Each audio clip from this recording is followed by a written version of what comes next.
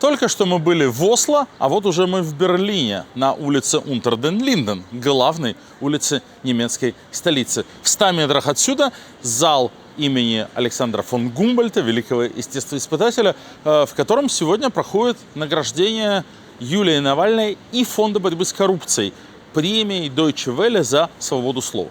Deutsche Welle – это немецкая радиовещательная корпорация, государственная, которая рассказывает всему миру о жизни в Германии. Если вы посмотрите сюжеты Deutsche Welle на русском языке, там часто не про политику и про новости, а гораздо чаще про то, собственно, как Германия живет. Уважаемая медиа, которая существует уже очень много лет, а последние 10 лет ежегодно вручает вот эту самую престижную премию за свободу слова, в основном журналистам и тем, кто за свободу слова борется. Лауреаты этого года Юлия Навальная и ФБК, то есть организация и ее лидер, которые сделали свободу слова своим оружием, свободное слово своим оружием. Об этом в своей речи говорит Юлия Навальная, об этом говорит и директор ФБК Иван Жданов. Особенно важно, по-моему, что премия вручается вместе. Юлии Навальной и организации, которые вместе ведут вот эту борьбу за свободу и используя свободное слово как свой инструмент и как свое оружие уже на протяжении последних 13 лет. И однажды обязательно добьются победы.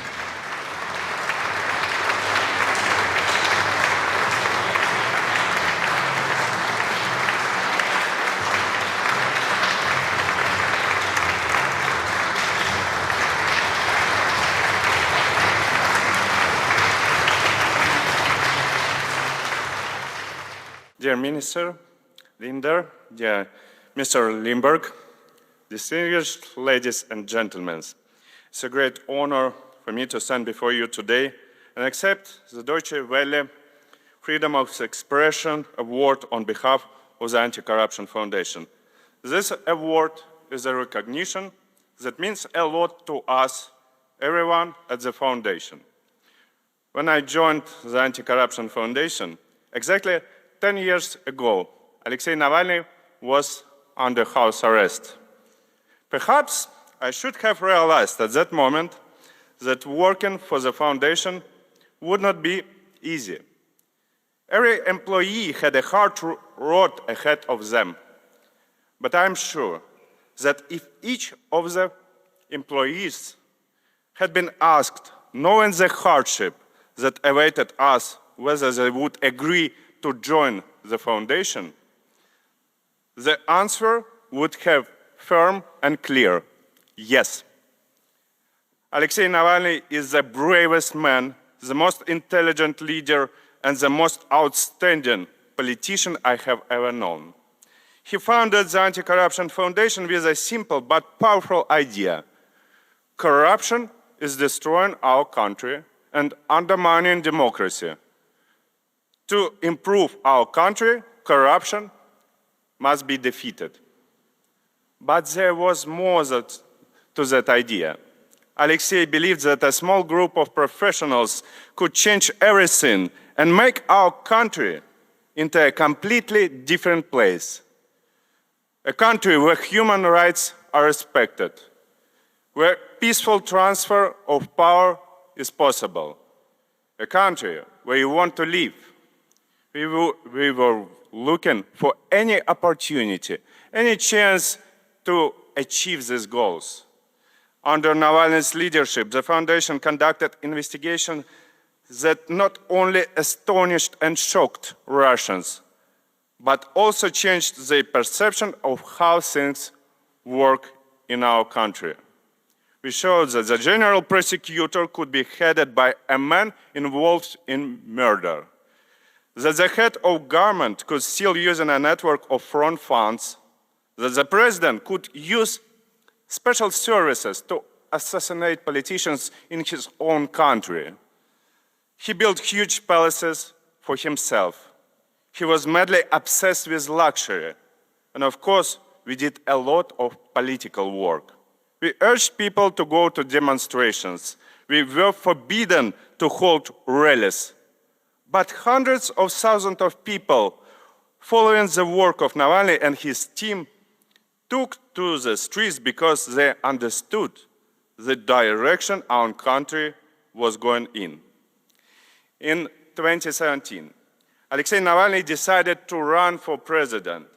We created a larger network of headquarters across the country, and Navalny's team became a major political movement. None of our team's success would have been possible without the millions of people who supported Alexei Navalny and the Anti-Corruption Foundation he set up. The Anti-Corruption Foundation is first and foremost these people, and this award, the Anti-Corruption Foundation, is of course an award to all these people and their efforts. The foundation used every opportunity available, even when things were very difficult, even when our offices and homes were raided by police every month, even when our bank accounts were frozen, even when Alexei Navalny and many our staff were detained for months, we continued to work. After 3 years of hellish conditions in prison, Alexei Navalny was brutally murdered. Many of our colleagues are now in prison. We are now in the third year of a war which shows no sign of ending. Of course, sometimes the pain of loss seems too great. Sometimes you want to give up. Sometimes we make mistakes. Sometimes it feels like we are at a dead end. But from the moment Putin invaded to Ukraine, we talked with people inside Russia. We talk about war. We talk about what is going on war. Despite the total clampdown in Russia on any public discourse on the matter. Even now, there are brave people in our country who are willing to help up with our activities despite the risk of going to prison. We pinpoint the crooks and corrupt officials who are directly responsible for what is happening in Russia and call for them to be personally censured. We will continue our work. In our Moscow office, the door to Alexei Navalny's room was always open.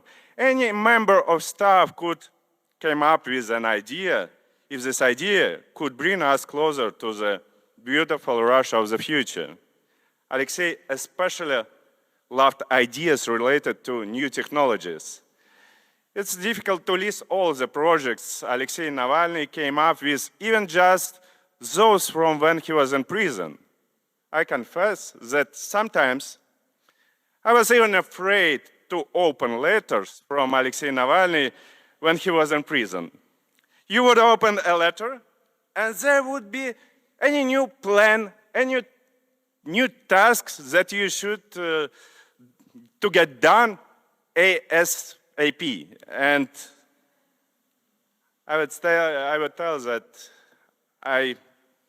those letters are so missed right now, actually. And it's unlikely that our foundation will remain the same after Navalny's murder. It's too great a loss for us. But we will keep on fighting now together with Yulia Navalny, who has so bravely taken on the huge responsibility of continuing Alexei's work. And in our fight,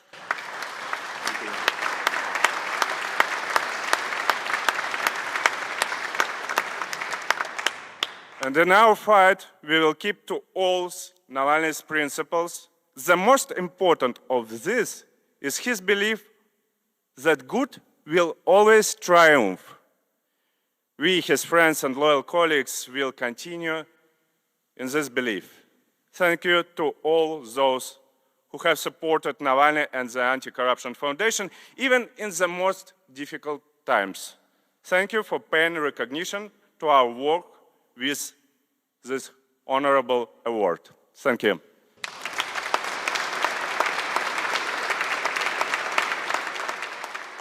Dear Mr. Linder, dear Mr. Limburg, dear ladies and gentlemen, I'm honored to receive this prestigious award today, the Deutsche Welle Freedom of Speech Prize. It is important to share it with the team of Anti-Corruption Foundation, which my husband, Alexei Navalny, founded 13 years ago. And it's important because of all these 13 years, freedom of speech has been the most important weapon and the most important faithful ally. During these years, Putin has destroyed elections. During these years, Putin has prohibited protests. During these years, Putin has suppressed independent media. And he has tried to silence anyone who said what he didn't like. But he failed. Yes, he killed my husband, Alexei Navalny, but he didn't silence him and his ideas. Dictators consider freedom of speech as a weakness. They perceive it as freedom of spread misinformation, as freedom to lie. For Putin, it costs almost nothing to hire those willing to lie for money. And there are always those willing to offer him their services. Sadly, even here in Europe, this is happening right now in front of our eyes, in connection with the European Parliament elections, in connection with the Putin's war against Ukraine. Every day we see his troll factories at work. Every day so-called experts and politicians pretending to be independent abuse freedom of speech to parrot the Kremlin's narratives. And when you confront them about it, they yell, claiming it's an assault on their freedom of speech. Considering Putin's KGB past, disinformation, lies, deceit, and provocations were his foundations, and he understands the importance of the battle in the information field and the significance of imposing his own agenda. And repeatedly, he accomplishes just that. But freedom of speech is not a weakness, but strength.